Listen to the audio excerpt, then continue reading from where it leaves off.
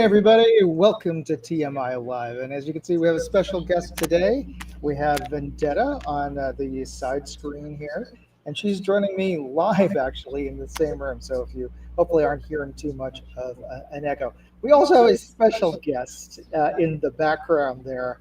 That is my buddy Dave, who is visiting here. And I am speaking to you live from my mother's house in Tahunga, California, where we are here. Cleaning out her house because we're selling her house for her. And it's a long story. I may get into it if you guys want to hear the whole story, but that's the reason why I'm speaking to you in a rather unusual situation.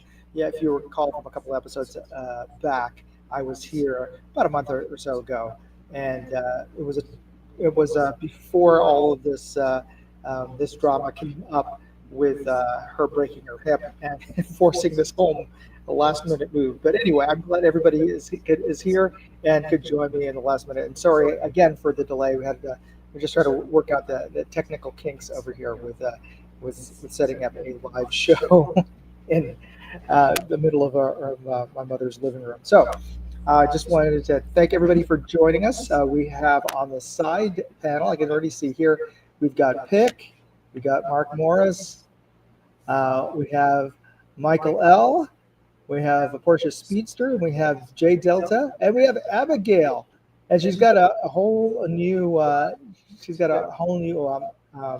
avatar there. I like that. So thanks everybody for joining us today. And I just want to make sure that we're both coming in pretty clear. Could you say something, Vendetta? Yeah. Hi everyone. Yeah. Okay, I can hear you. Okay. Hopefully, you're not hearing too much of an echo of me through her microphone, since you're hearing me live and hearing me recorded in the same room. Yeah. So let me know on the side chat there if how we're coming through audio-wise. I could maybe try to tweak a few things in terms of the audio settings on my part. Electronic vibration on voice. Would that be, I'm assuming, mine? Let's see if I can change from external microphone to the mic to the microphone. Let's see if that sounds better. Definitely an echo for sure. I can deal. Thank you, Pick. And see, is it any better now than before? And I can look into the other audio settings as far as dealing with echo. Well, actually, echo cancellation is on, but so Mark says it's better. Okay. All right. So we'll go with this. You know, the mic on the PowerBook on the Mac products are just excellent. I was using the mic on my earbuds before, so that probably has the low quality that you were hearing earlier. So, okay, we'll go with this. How's that? Okay. So let's get started. We're talking about let's get started by giving a little plug to our sponsor today, as on the other previous episodes, which is Aura, which is the online cybersecurity company that I use. Actually, we use as a family because we have a family plan with Aura. And as I've mentioned many times before, Aura is a great platform to use for cybersecurity because they bundle a bunch of services together, which includes credit monitoring, spam blockers, and the best part that I like is the data broker removal service.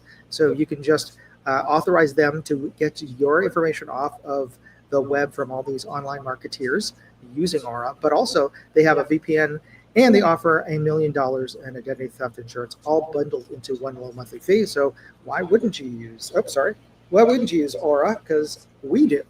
So just want to give a plug. And if you want to try them out for free, use my link, which you see there on the QR code. Use my link, aura.com/moondog, and you can get 14 days free. So yeah, try them out. They're great. Okay. So here's an early bird clue for everybody out there who wants to get a prize today. What are we going to give away today? We're going to give away some EVIC flags. They're flag patches that I actually don't have a sample of. I wish I brought it with me down from San Francisco. But we're going to give 3 winners an EVIC flag that has Velcro on the back, and all you have to do is type in on the side chat hashtag the name of the brand that we are seeing here in their old icon logo. Make sure there's no space between the two words that form its name. And this is your clue as to which brand we're going to be talking about today. So if you know which brand this is, and if I just want to give a quick clue here to Mark Morris: no space between the two words. So just keep it one word. Just thought I'd do that. So if you, Mark, make sure that you repost with without a space between. And Mike Lagonis, make sure that you have a hashtag and no space. Okay, so get your hashtags in, and you're going to be eligible for the test we're going to have at the end of the episode. All right, let's get into the new videos, and we can get to the main topics. The first one I wanted to share with you, this is a brand new scope that's come out from Cytron. It's the S6, and this is their 60 power scope. So this is their highest power scope. Cytron is a very highly respected, high-performance scope brand out of Japan, and they have an excellent class, really well known in the long range and also sporting community. Great scopes, high-end Japanese scopes. And for those of you who saw my review of the March scope, this is a bargain at less than $2,000 compared to the March's almost $5,000 scope. But this is a 60 power scope that is excellent. Here, let me share with you the video I shot over at SHOT Show while visiting them and looking at the prototype. S6. This is our bench rest scope. It's a 10 to 60 by 56 scope. 10 to 60, 6 to 0? Yeah, 10 to 60. So we've got plenty of power to reach out there, whether it's to measure mirage or you're actually shooting long range. So it's got plenty of power on the top end, 10 to 60. So it'll do everything, especially on a bench rest. You could be shooting either air gun or you could be shooting high power, whatever. So you might be shooting 2 miles. There you're going to need the 60 power, but also on some of the air gun competitions, they use that as well. Because it's also the targets are so much smaller. They absolutely are. And like I said, some of the competitors love the 60 power. They dial up, they read the wind, read the mirage, and then they'll dial back down to a more subtle power. Works really well. Yeah, so that's quite a nice scope, I have to say. Not cheap by any stretch at I think almost $2,000. It's less than that $2,000, but still not a cheap budget scope by any stretch. But compared to some other even higher end brands, or equivalently higher end brands, this is a pretty reasonably priced 60 power scope. Like you said, air guns. So I think this would be great for your Red Ryder. No, I mean, for your PCP gun. Oh, we got Hillbilly here. Hey, how are you? Yes, I know. Unfortunately, I think we're picking up a little bit of echo from the room because we're both, Vendetta and I are both in the same room.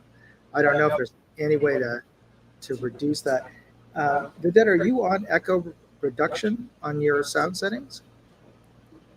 Or maybe I could just mute you for temporarily. Let me see here. I don't know if that's any better.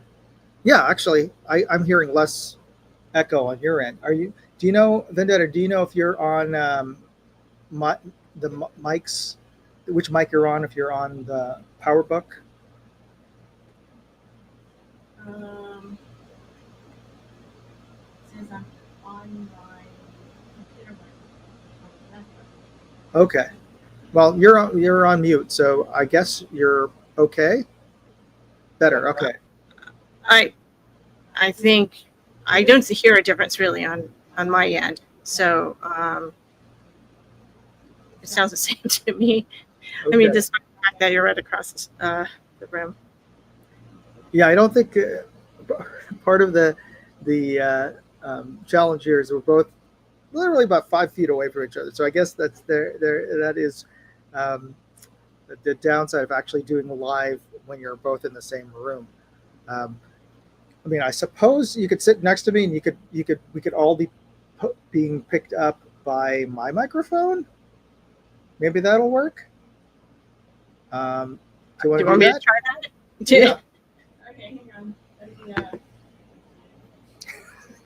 This is the beauty of live, isn't it, folks? Okay, she's gonna. Oh yeah, you could roll over. You could just roll that.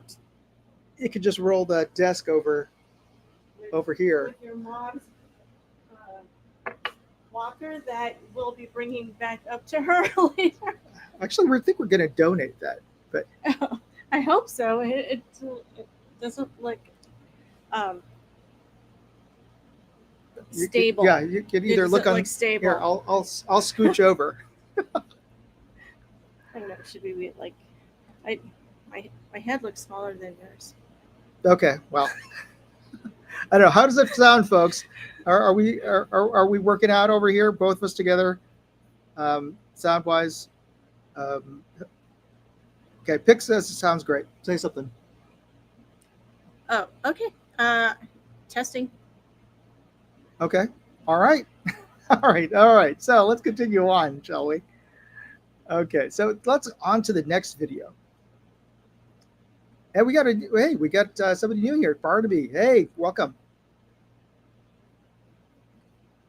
So our next video is I just completed the 100-yard challenge that was put up.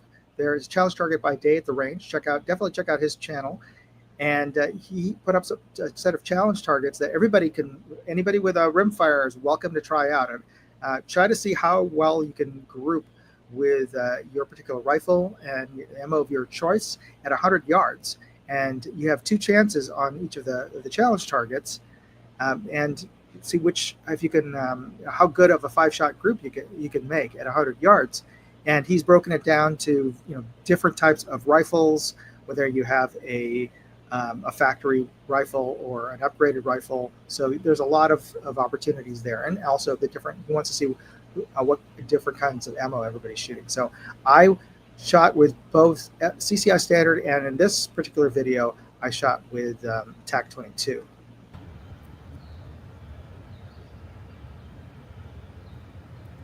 So there you can see the round, and there's my sighters on the left.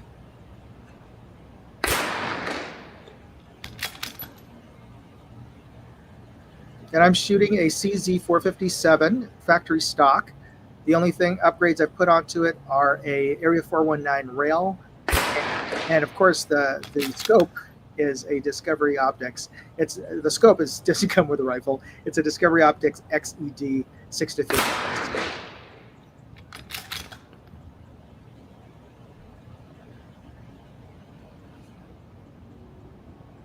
And the TAC 22 actually shot very well. This was my best group, as you can see. Had a couple of shots in the same hole, which is the best group I've ever shot with ammo. One interesting thing to note is this ammo is put out by Norma, and even though Norma is a Swedish company, this is Norma USA, and even though they're a Swedish company and it's their USA branch, the actual rimfire ammo is manufactured by RWS in Germany. So totally a United Nations of ammo in one box that you're getting here. And Renee is joining us. Hey, Renee. Hey, I'm glad that you bought an Arkin. Which one did you get, by the way? Great scopes. So I'm happy that you're happy with your Arkin. Mark says, my 22 has a lousy barrel. It's shot. Okay, understandable. Marlin 60.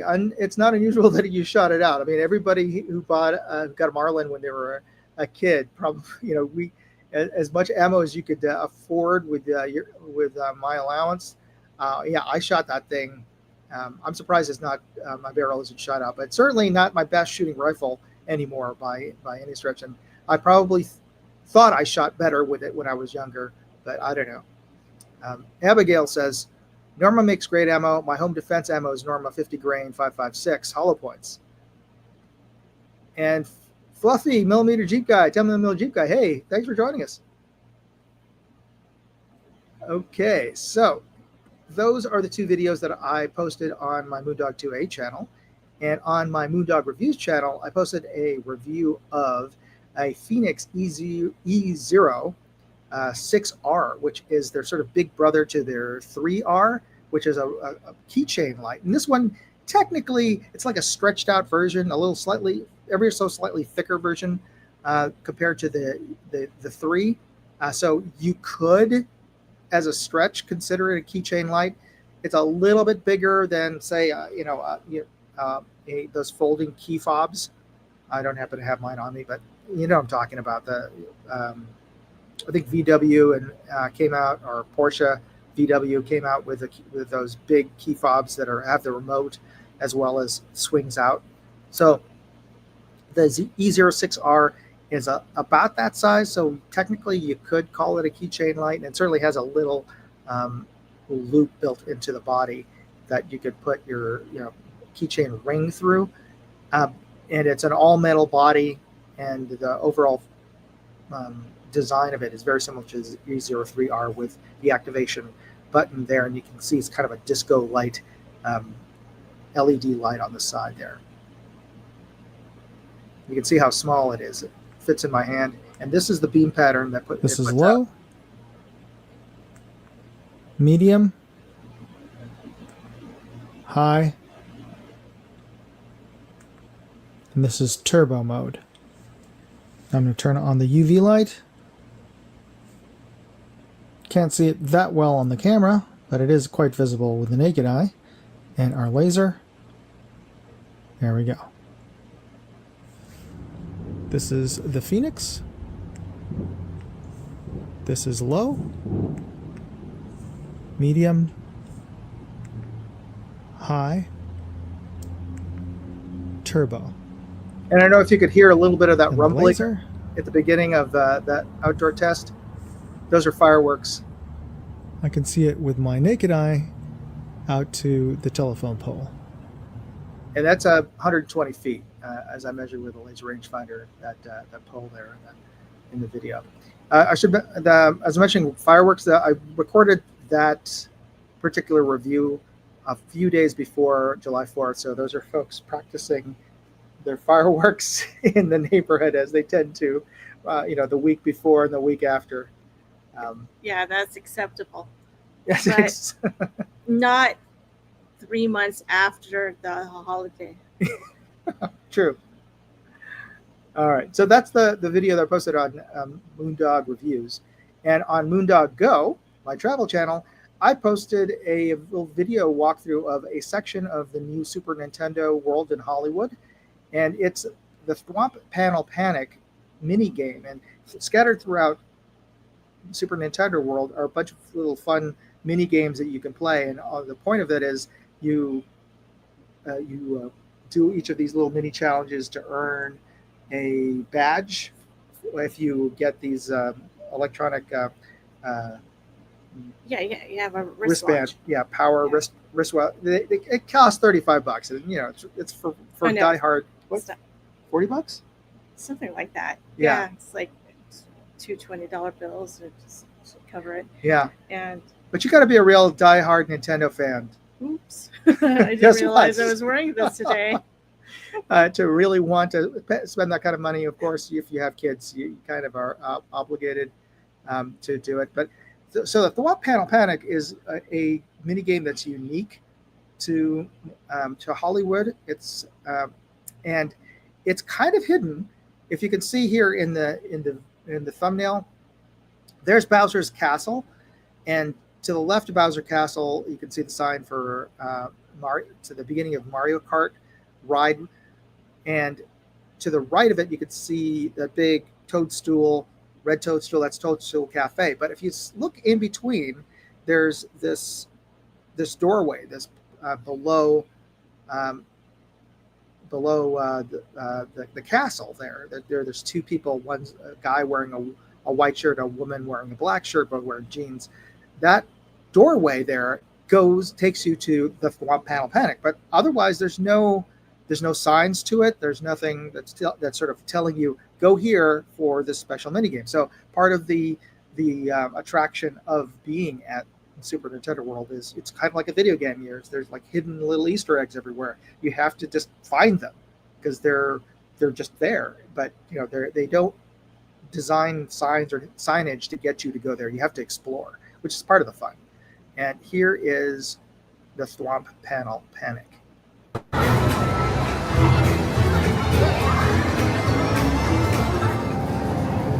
Are you guys ready? So all into blue, okay?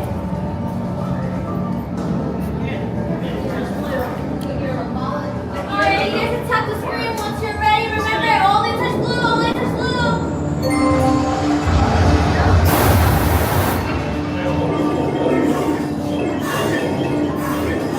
So you've got to hit all the blue panels before time runs out.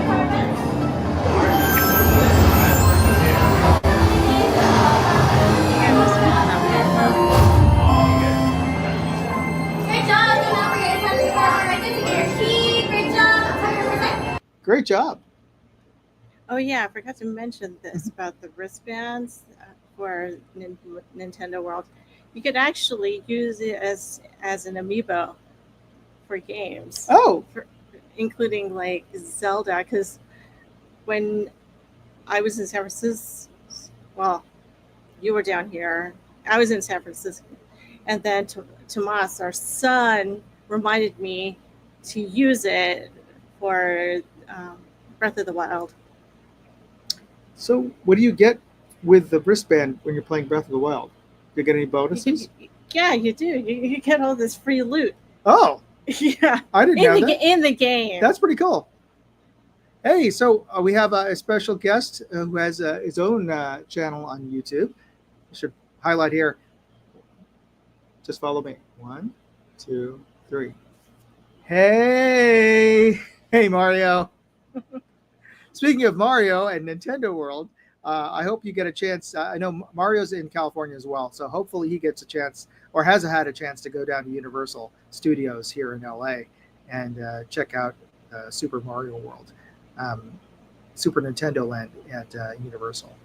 So that's what I actually have a whole series of us exploring Super Nintendo World, and have a long video. I think it's 20 minutes of going through all the rides and all the mini quests there in real time. So Well, you got it truncated into 20 minutes, but it did take yeah, like it'll take longer, especially if you go there during the middle of the day and in the summer when there's crazy long lines. Yeah, it'll take longer than 20 minutes, but I cut out most of the line waiting parts of it, so you can just enjoy the actual rides, seeing a little sneak preview of them. So Mario says, "Man, I need to go, especially since there's no tourist." You know what? Tourism's a little bit down in general, I think, this year. Do you think that? If I could speak for San Francisco, yeah, a little bit more so, but in the very touristy areas, I think I don't notice it as much because they tend to congregate in those places more so than other parts of the city. But I'm surprised that people still head around. Like I work near Japantown, and there's still a lot of people. But I don't know. Do you think a lot of out of town tourists go to Japantown? I think it's more locals, but maybe I'm wrong. It's a little I could tell the difference. okay. So she still thinks there's a lot of tourists. So I'll go with, and she's a local, so she would know. But yeah, there isn't as many as there used to be. Okay. All right. Moving on. We've got. I'm going to continue with next week with a few more videos from Super Nintendo World, and then I'm going to follow that on with some videos of other attractions at Universal.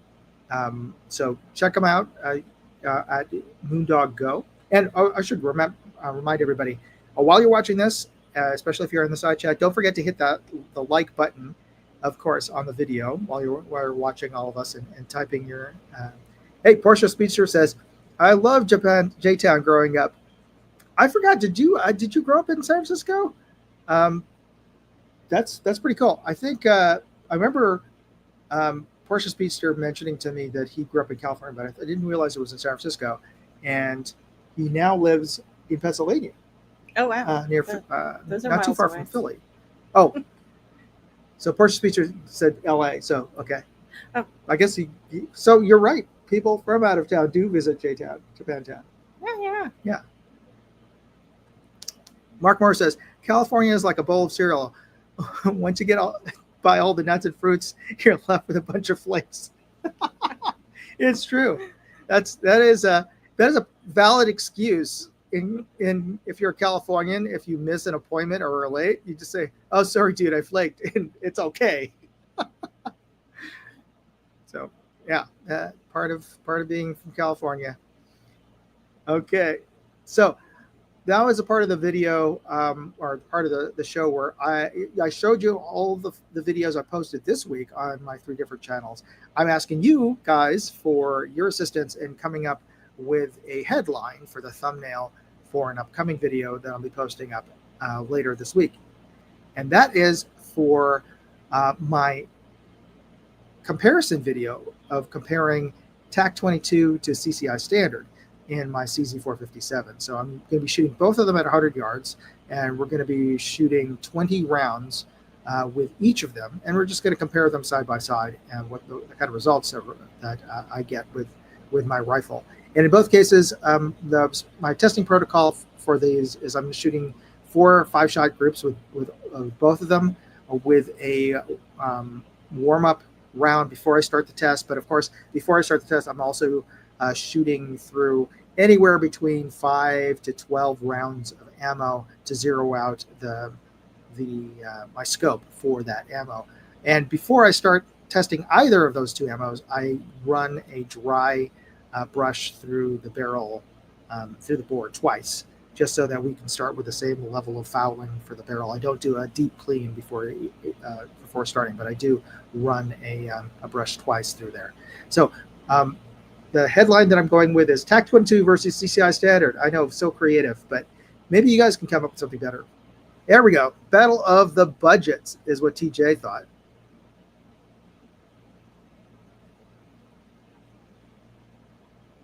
And let's see.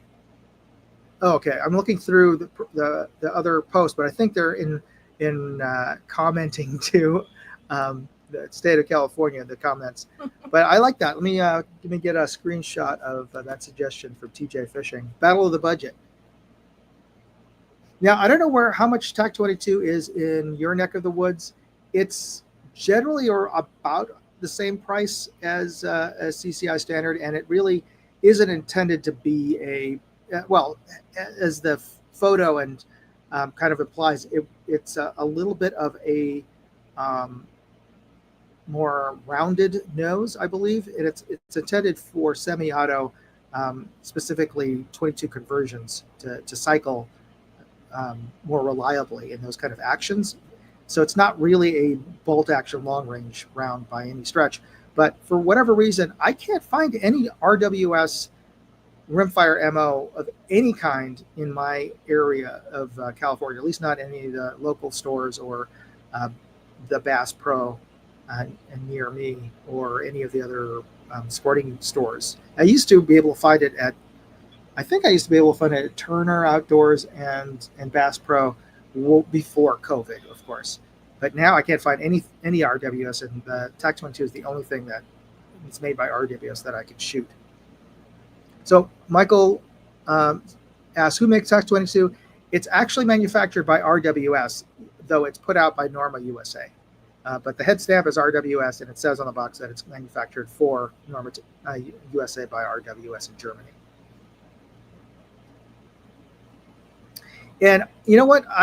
I'll eventually start purchasing ammo again now, thankfully, because they struck down the law that was restricting out-of-state ammo purchases via mail order in California. Fortunately, they were able to strike down that law in the Ninth Circuit Court. So now I've been able to start purchasing reasonably priced ammo, especially for rimfire. So I'll be testing a bunch of different rimfires moving forward. Portia Speaker asked that specific question. So prior to this, you had to do you could only buy ammo if you shipped it directly to FFL in California, and because of all the paperwork that's involved, the FFLs again would charge you $1.50 to do a background check, and now they've actually upped the price to like $10. And then they also charge a moderate processing fee. So, if you wanted to test one box of ammo, of rimfire ammo, that's $5. Then it's going to be a $30 box of ammo. So that's why it was just stupid to Portia Speedster's point. Yeah, that's why I sort of limited myself to whatever rimfire ammo that I could test, that I could get my hands on at a local store. But now, because that law stricken down, the only thing I have to worry about is the shipping costs. So, yeah, I'll be testing a bunch of other ammos real soon. So, anyway, back to the question. Let me just look. We're reading through here. I guess no other suggestions for the headline. I'll move on. But if you come up with any ideas for anybody watching this video afterwards, please leave me a comment. And hopefully if I see it before this weekend when I post this video, I'll add it to the retinue of thumbnails that I test on all my videos. So let's give you the next clue on the Name the Brand contest for everybody. I'm giving away 3 EVIC Stars and Stripes patches. So you're going to get a flag a Velcro patch that has our good old Stars and Stripes on it from EVIC. That's put out by EVIC. To 3 winners out there, if you get picked on our automatic software. But to qualify for this, all you have to do is put hashtag on the side chat, hashtag and the name of this brand. I'm looking for a 2-word brand.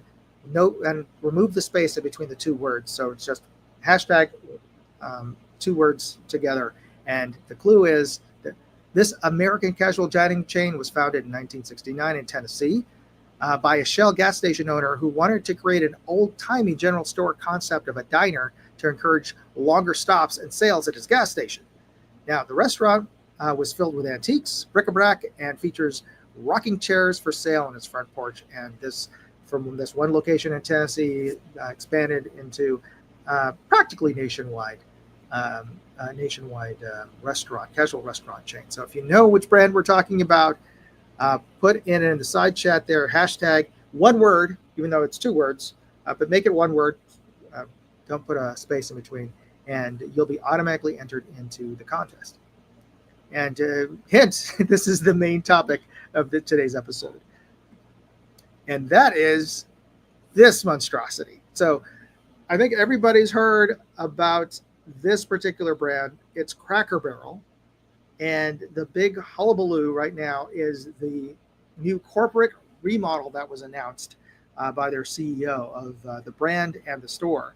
And let's start off talking about the store, which, as I mentioned in the previous clue, the interior, it was meant to evoke an old-timey diner, mom-and-pop diner, or general store. And it was just filled with real antiques, which I always was amazed with going to different Cracker Barrels around the country.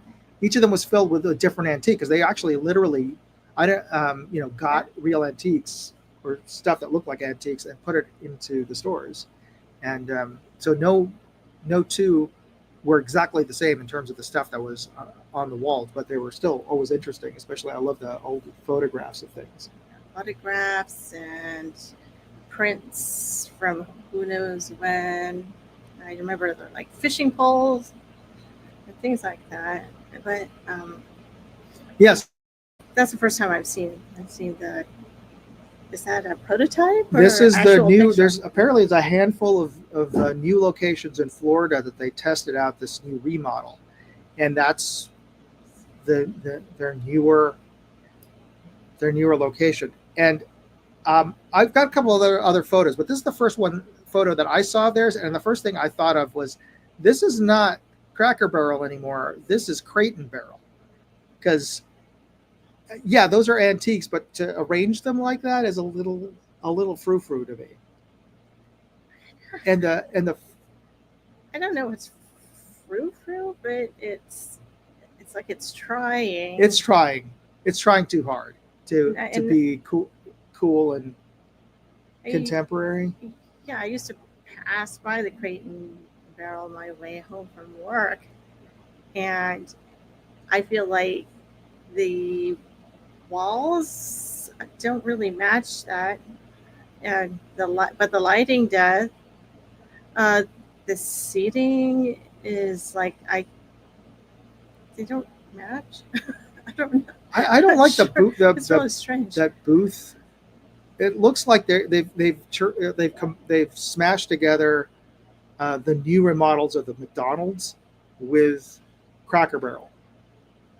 Oh, like those chairs you on Wayfair. Yeah, it's like Yeah, Wayfair that's meets what it feels Wayfair like. meets Cracker Barrel to me, and I could understand, wanting to move away from the dark gray, warm gray interiors of the Cracker Barrels on the left. I would be okay if they went with like an ivory, a lighter tone on the walls. Or But just do more woodwork. yeah, Yeah. or just raw unstained wood. That's fine. But the way they arrange this is it's no longer. It doesn't feel authentic. Like these are authentic antiques. It just feels like Wayfair. That's an antique. Well, these are antique. The stuff that you find in antique shops, like roadside antique shops. Nicely arranged on a square panel. Yeah, that's trying too hard. That feels too Wayfair to me. So I could totally understand. So I'm sure everybody, or if you haven't already, the internet is all sort of up in arms about the changes. This, I think, they could have made some changes to the interior and it'd be okay. But just the way that they've handled those antiques and try to arrange them as art is just pretentious to me. Now, this is what I think of when we go to Cracker Barrel, especially the general store in front. And to be honest, I always thought this was a bit of wasted space, or at least I should say wasted space. It's fun. It feels like going to all of the roadside tourist trap stores that I always stopped at when we were going on cross country trips, just crammed with random stuff. And it always amazed me really that they could actually turn a profit by turning half of the store into this sort of random gift shop. And I love the sheer amount of choices on candy for a kid. This is like being when you were a kid and going to Toys R Us. It's like, oh my gosh, there's all this candy. But all the other junk that they have in there, I always wondered who buys that. Granted, we do.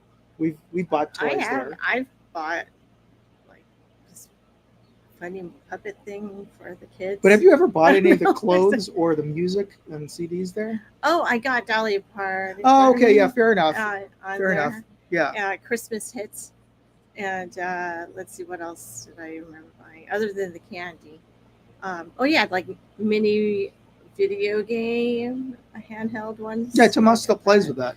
We got Yeah. Galaga, like a mini Galaga, like a keychain sized Galaga there that he still loves playing. Got something for my mom. She likes the shirt. I guess it always amazes me that they make enough money in sales in the gift shop to justify having basically half of their property be devoted to that kind of retail space.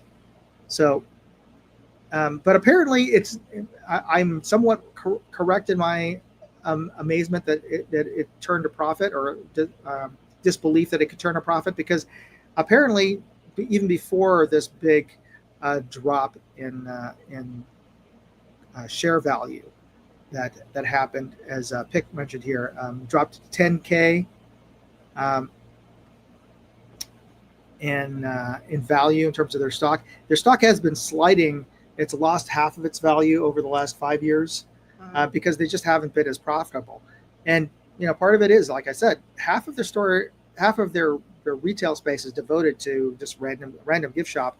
And I got to wonder how much money return on investment is their gift shop making per square foot versus the restaurant side. And let's just talk about the restaurant for a bit. Let me go back to this. Here's a question I have for you. What do you think of their food? And can I go first? And you go first. Yeah. We've been going to that's our favorite place to stop to eat when we're doing a road trip, especially when we're living back east. And we always stopped. We always made it a point whenever we saw a Cracker Barrel. If we were anywhere around lunchtime, we would hit Cracker Barrel for almost every trip at least once. I mean, we definitely would like to eat a more like local place, but if a Cracker Barrel showed itself, we would stop there because I like the food. I always thought was consistently good. I especially love their country fried steak. To me, that's the best place in the country that I can consistently get a good chicken fried steak. But apparently, some people have said that their quality of the food has gone down. Also, like the fact that they have fairly general, I think, reasonably priced for the kind of portions you get, because we've almost always had enough to take home afterwards, Right. even though we don't always, because when you're traveling, unless you have a microwave in your hotel room, there's not a chance to reheat anything. But speaking of the food not being as good as it used to be, Mhm. I think in our last trip there were some things that were missing. Oh yes, some dishes were missing. Maybe they Yeah. were already starting to Yeah. transition. So yeah, we were a little disappointed. We were eating at a well. Also, this was at a Cracker Barrel in Vegas, right? Was that Is that- Vegas? No, that was in What was that? New Jersey. Oh, New Jersey. That's right. Mhm. That was the last time we had it. It was we were coming back from Bad Blood, and we stopped at in New Jersey to eat at a Cracker Barrel. And so what's your favorite dish? Oh, collard greens is my go-to for side food. I'm sorry. I keep thinking of meatloaf. The meatloaf, They have a meatloaf. yeah, the meatloaf and the blackened catfish. I think that's what it You like is. the blackened catfish? Yeah, Okay, I do, I don't think I've actually. ever had the blackened catfish, to be honest. I'm not a big catfish fan unless it's fried catfish, like in a po' boy. I like because I always find catfish to be a little too, I don't know, like jelly-ish in terms of texture. But then again, I kind of like changed my diet. So I guess before that was like waffles or the all day griddle Yeah. with lots of butter. So what's your? Let me ask you this as we'll continue talking about the decor and the branding changes here. Post up on the side chat. What is your favorite side dish or dish at Cracker Barrel? And have you guys noticed any decline in terms of overall quality of the food there? Because I'm curious, since we don't eat there as often as we used to. There is, I think, 2 Cracker Barrels in California, but they're not anywhere near us. Like there's one outside of Sacramento on the way to Reno that we stopped at, and I think there's another one on the way to Vegas, like out in Barstow or somewhere, but not sure. But they're certainly not anywhere near within 2 hours of San Francisco where we live. So that's a shame. Yeah. Uh, But you know what I'm noticing in the new Cracker Barrel is I could be missing it just looking at it right now is the peg games that it's on at all the tables. Oh, the peg game. There's another thing that we can discuss here. Let me see if I could find the photo of the peg game. Okay, so here's another reason to hate on. A lot of people have hated on Cracker Barrel, or at least accuse them for being woke, because they changed the wording on the back or on the back of the peg game here on the left. you got your score. And if you got all of them right, you're a genius. If you leave 2, you're pretty smart. If you leave 3, you're just plain dumb. And if you leave 4 or more, you're just an ignoramus, ignoramus. And that's just the way it was up until now. It's saying that if you leave 3 or more, no reason to be embarrassed. Try again. Oh, Yeah. So that's another reason why people are saying that. Yeah, it's definitely gone woke when they change the wording. I thought So you don't lower your self-esteem. you know what?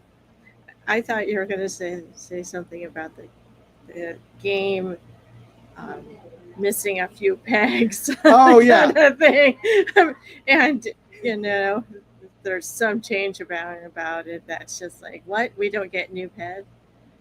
No, that is a know. risk. Just like whenever you go to a to somebody's house or a community center that has a box of a jigsaw puzzle in a box, you may or may not have all the pieces.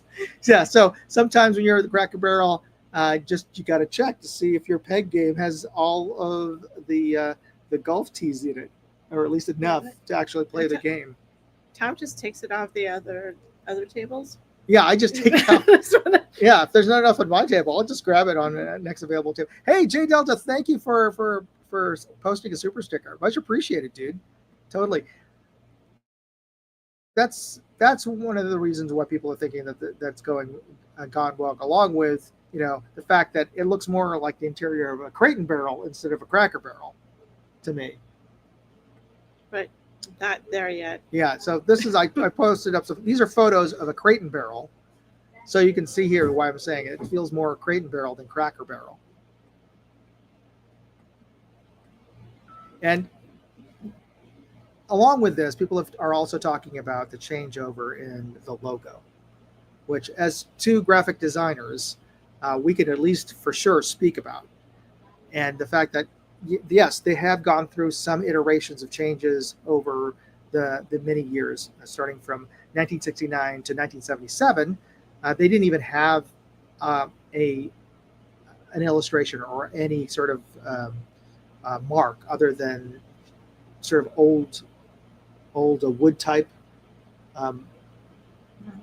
font, type of logo.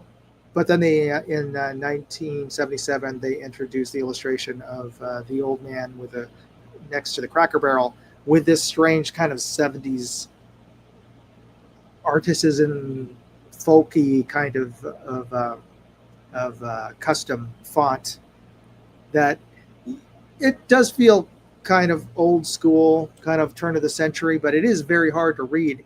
And I don't even understand what that shape is all about, that weird bean shape.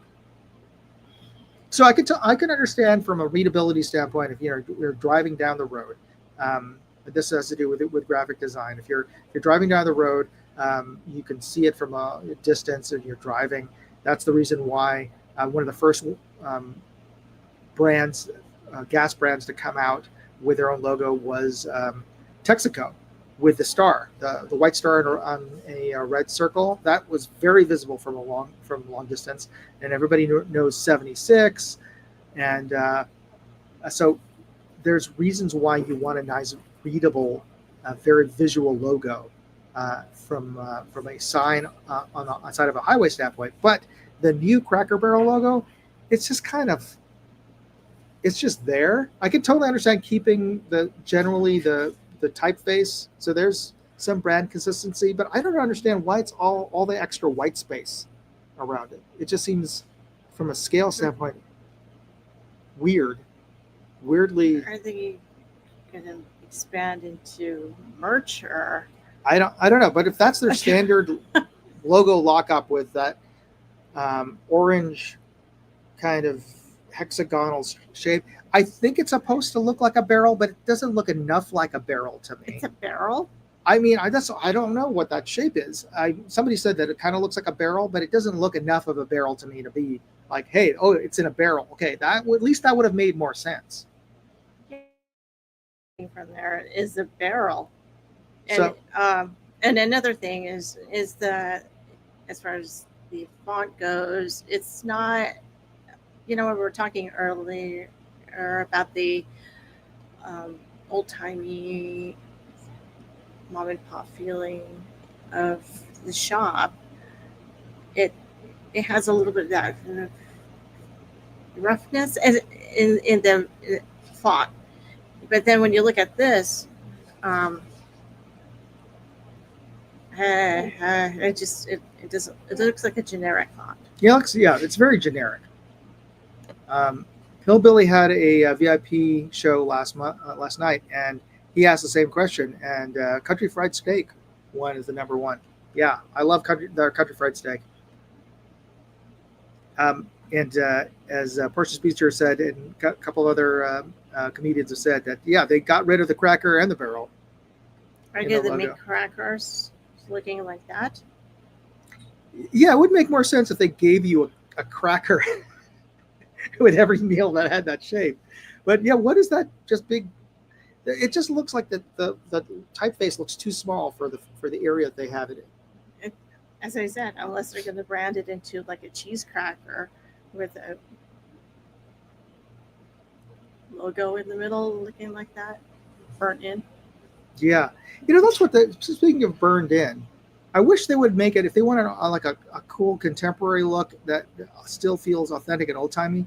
I wish they would have done like a wood block print, or Yeah. like Hatch posters from Nashville. Mm-hmm. Yeah. If you guys have, you should. Let me know if I can Google this. Look up Hatch prints. They're the guys who made all the classic rockabilly and country music posters in Nashville for the Grand Ole Opry. They're still there. They still make those classic musical performance posters in Nashville, and their prints just look just beautiful, and it's real, it's authentic. I wish they would have done a little bit of that in here. Okay, that's what's missing. Yeah, Authentic. it just feels generic. It's like too far. It went too far. Went too far. Yeah. It was like my eye. Speaking of too far, apparently this is their concept for a spin-off from Cracker Barrel to a smaller drive-through version. Wait, where does the car go? Well, I guess outside. So this is sort of like this is their you can go in and you can dine in, but also it has it's more along the lines of a Taco Bell, and it feels a little more like a Chipotle or a Buffalo Wild Wings to me than Cracker Barrel. But can you believe it? If you think the new redesigned Cracker Barrel is bad, this is their new concept that they're looking into for creating these smaller restaurants that feature a spin-off from Cracker Barrel. Yeah, I don't know about that. Yeah, it doesn't look like or feel like Cracker Barrel. You know who I think is doing a pretty nice job with integrating their visual brand, or just like their brand in general? It's actually IKEA in San Francisco. IKEA? Yeah, actually, they have there's whole section on just like local food, what do you call that? Storefronts, right from ice cream to, I think I ate like some avocado salad from Mediterranean store. It's next to IKEA, but it's still IKEA, and it's their prototype. So you haven't gone there yet, but that's going to be one of the next places I definitely have to go.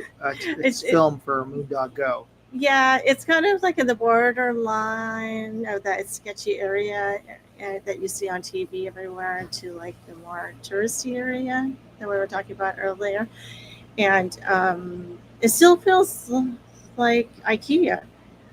You could still get, their cinnamon bun on the other side there or so, but it's still integrated. And you still look like you're walking around IKEA looking for that extra part. downstairs that's missing from your bookshelf. Okay. This is their cafeteria. This is in lieu of their cafeteria you're talking about. You mean this picture? No, I'm talking about the what you're Yeah, talking yeah. about. It's part of their cafeteria. Okay. Yeah. Cool. As I said, they say it's a prototype. So yeah, this image apparently is a prototype of their more downscale, or at least that's what that came up when I was looking up information about the remodel of Cracker Barrel. Can you buy harmonicas? I don't think in this place. I think that's just this. This is just food, and it's intended to be a bit of a to-go kind of place. Yeah, it just looks like a completely different restaurant altogether. Yeah. Anyway, so that's our take on this whole Cracker Barrel mishap. I don't like their logo. I think that's where we've ended up with for sure. Definitely don't like their. I think it's so bland as to be useless. It doesn't have any of their brand personality, barely, and it fails as a logo other than for straight readability. But yeah, it has absolutely no personality. And the definitely go back to the original peg game. There was no reason to change it. I like the introduction of the barrel. See, that barrel should have just been their logo.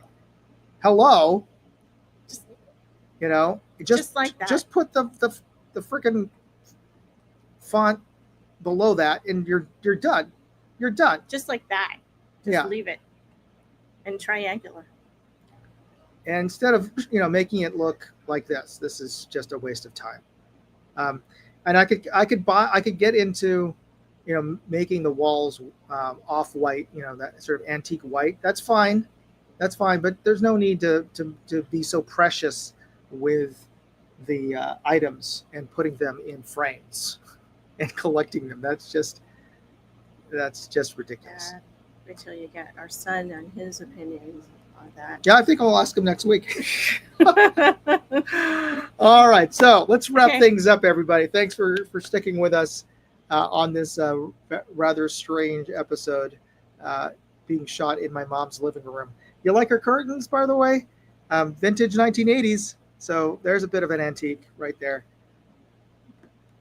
All right, so here's the last clue that we have for the Name the Brand contest. In 2025, this restaurant chain's CEO, Julie Fels-Massino, revealed their brand's new logo and store remodel, which sparked online outrage from their many longtime customers. Many conservative influencers claim DEI influence, while designers mocked its blandness. And we definitely are among those who mock its blandness of the new logo. So if you know this brand, I just want you to put a hashtag and the name in the side chat right now without a space between the two words that form its name. And if you haven't figured out already, it is the topic that we have just been discussing for the last 20 minutes. Okay.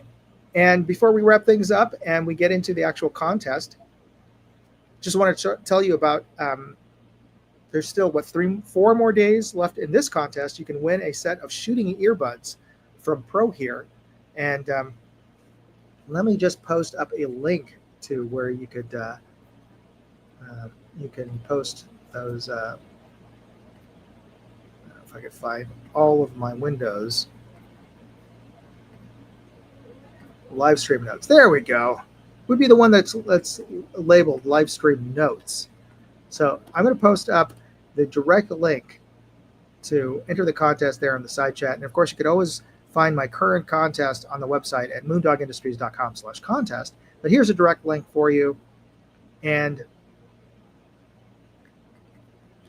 all you have to do is be a subscriber to Moondog Go, and I'll post a link to this to qualify for this contest. And you can enter, and I'll be drawing the winner in about 2 weeks, 2-3 weeks.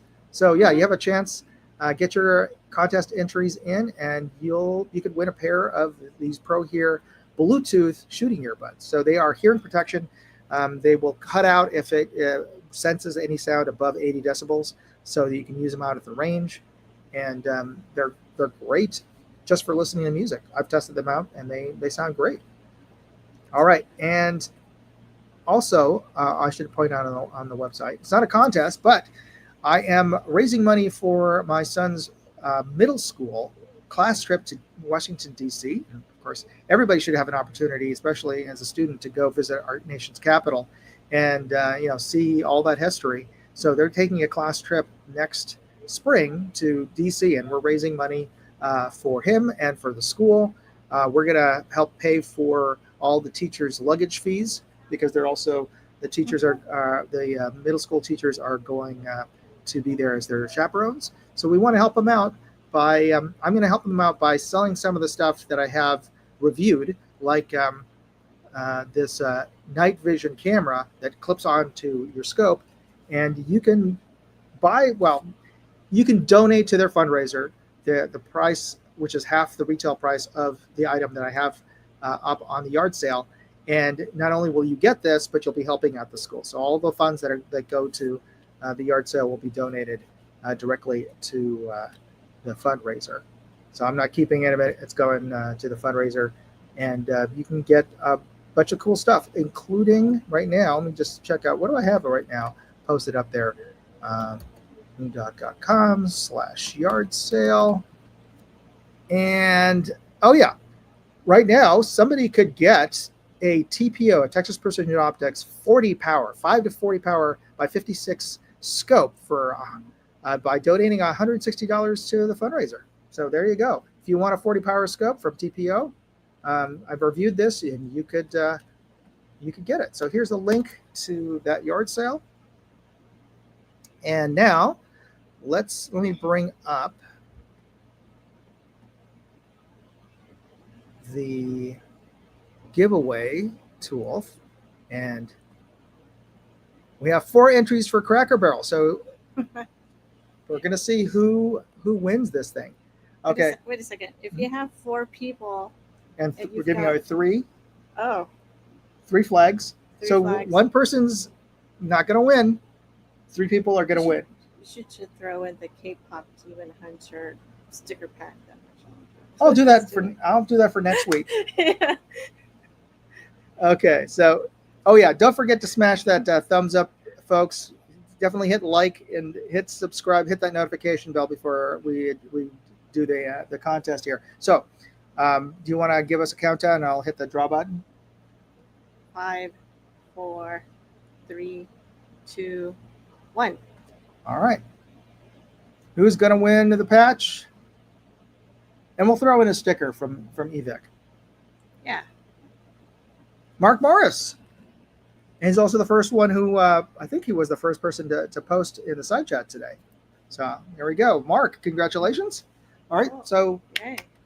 why don't you work the cursor and hit draw again. Okay.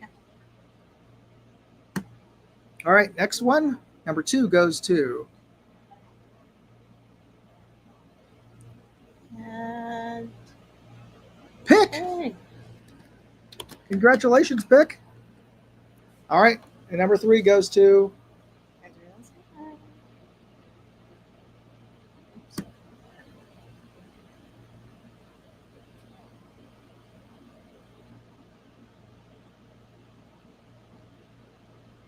Porsche Speedster. All right. Well, thanks everybody for being on this special episode. And was ranting about Cracker Barrel's new rebranding. yeah, we're ranting about the rebranding.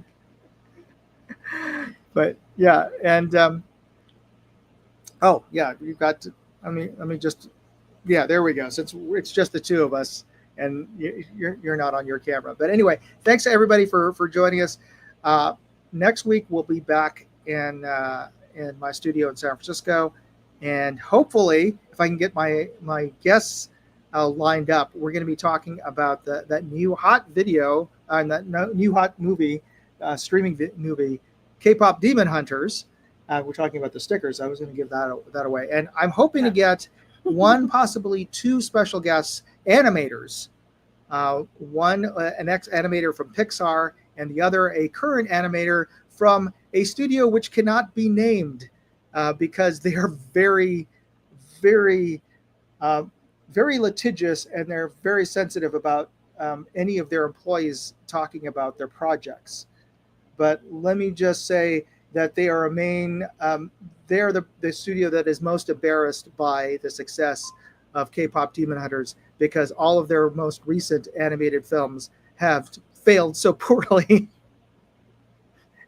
along I with shouldn't be laughing. along with their Star Wars and Marvel franchises, but the people who work at these at the animation houses are good folks who love to create things. But yeah, they are saddled with unfortunately higher ups in the C-suite who make really dumb decisions.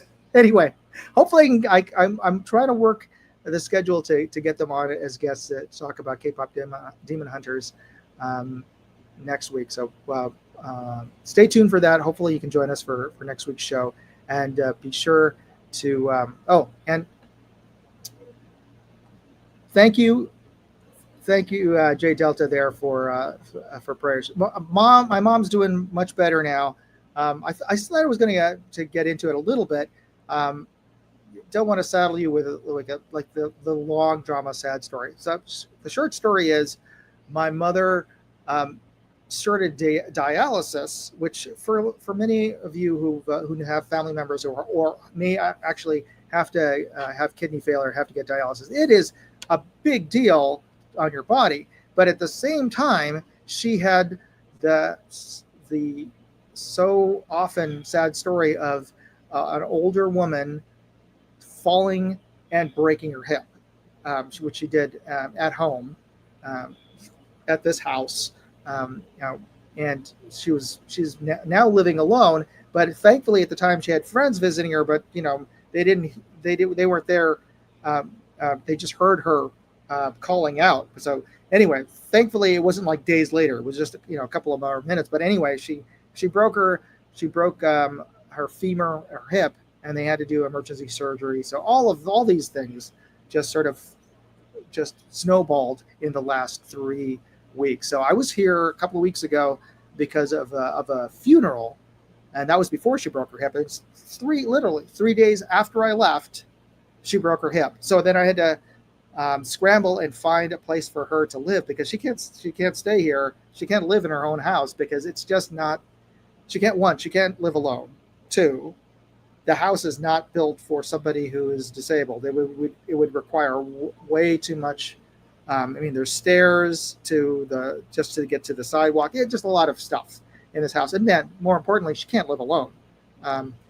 So we found a great place for her to live, not far from us, like half an hour away, in this town south of San Francisco. That's just a great place. So, but this whole rigmarole, the reason I couldn't join you for a live stream last week is because I had to get her on a plane as she got out of surgery, out of the hospital. So as soon as I can get her out of the hospital, I had to get her on a plane like 2 days later, fly her up to San Francisco, get her into her new apartment, and then now I'm back here cleaning out her house so we could sell it for her. So yeah, lots of stuff happening. It's the reason why this is we're broadcasting to you today from all of this. So again, thank you for your prayers, and that's all I ask for many of you is pray for my mom, pray for her recovery, and pray for the deal on this house going through with all of the inflation and everything.